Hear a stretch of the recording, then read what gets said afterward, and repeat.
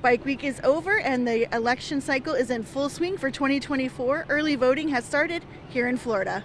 Bringing the challenge to U.S. Senator and former Florida Governor Rick Scott's stomping grounds in Northeast Florida, candidate Keith Gross made a stop in Flagler County on Monday evening at Tortugas, Florida Kitchen and Bar. Conservative. I'm running in the Republican primary to be the next U.S. Senator for Florida.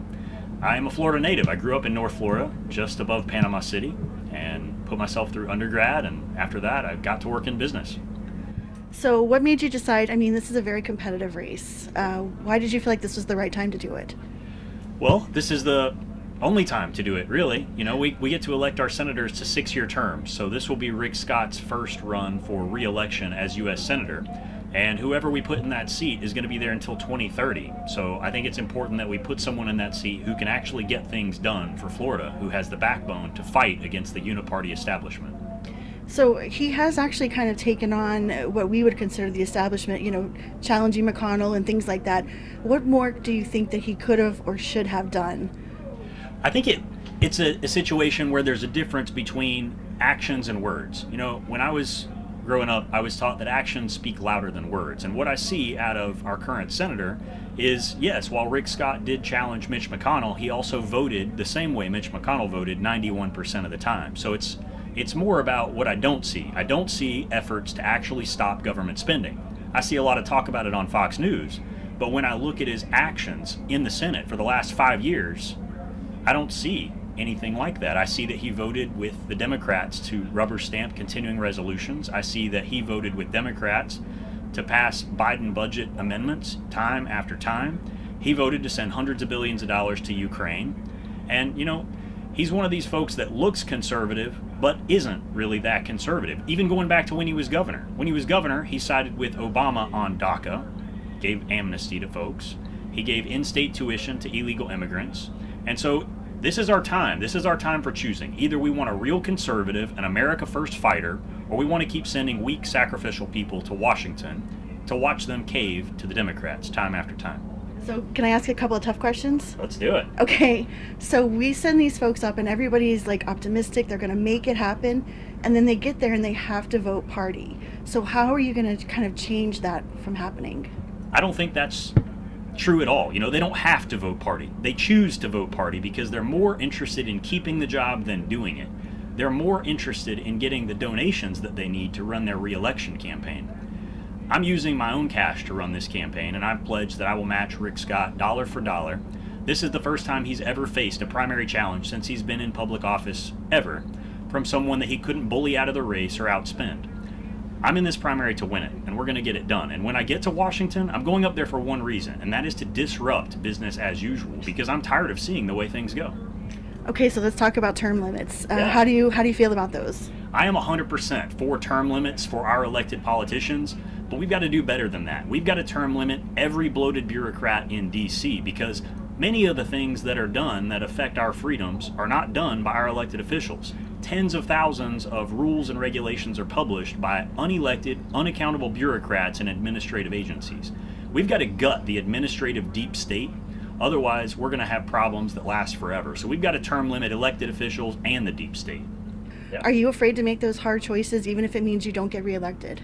I'm going up there for one reason only. Look, I could retire and go have a margarita on my boat. I'm choosing not to do that because I know that Floridians need someone who will go and fight for them without selling out to these special interest groups.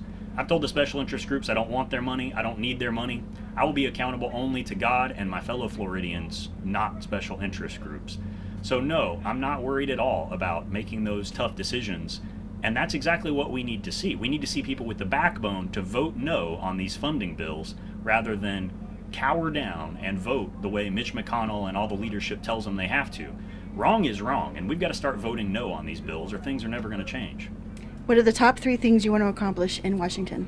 The first thing is I want to cut government spending dramatically, and that really means getting it back to a constitutional vision for what our government should look like. We've got dozens of agencies that shouldn't exist. The U.S. Department of Education, TSA, ATF, there's a dozen agencies we could talk about all day that the Founding Fathers never thought should exist at all. And that's what's driven up government spending, it's driven up our federal tax burden.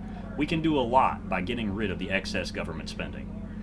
Beyond that, restoring freedoms. It goes hand in hand. If we have fewer bureaucrats because we start cutting their funding, we'll have fewer bureaucrats messing with our freedom. So we can restore our freedom that way. Long term, those are the things we need to do. We need to build a strong military, make sure that our government does the things it's really supposed to do, and get it out of the business of doing everything else and trying to be a nanny state that manages our day-to-day life. And how do you feel about what's going on in Texas? I support Texas and Texas's Governor Abbott 100%. I think Florida needs to be a good neighbor. We need to back him up. I'm happy to see a state that's doing the job that Biden refuses to do, because we can't stand by and let our border be overran by a bunch of illegal aliens. They're not coming here to follow the process and contribute to this country. They're coming in, breaking the law, and we've got a feckless Congress that is allowing this president to basically commit treason. They're allowing people to come in, and rather than arrest them and send them back, they're giving them a free plane ticket, free meals, free housing, free education, and it's all coming out of our money. This is our tax dollars that they're spending. Meanwhile, they're telling seniors that they might have to take a break on their Social Security. Veterans are sleeping on sidewalks and being told they have to wait months for care at the VA. We've got to take care of the people that actually built this country, Americans, and we've got to start sending people to Congress and to the U.S. Senate who will put Americans first, because right now I see America last at every turn, and I'm tired of it. That's amazing. All right, so I know you're going to head into Tortugas. Yeah. Thanks for stopping in Flagler County. Thanks so much for being here, Danny. Absolutely. Surrounded by America First conservatives for a standing room only event, the relatively unknown Florida Panhandle native, who is self-funding the majority of his campaign, spoke candidly to applause as he shared his rags to riches story and determination to buck the Washington, D.C. establishment, as guests of the meet and greet peppered him with questions. I'm Danielle Anderson for Flagler News Weekly and Palm Coast Now News, reporting from Flagler.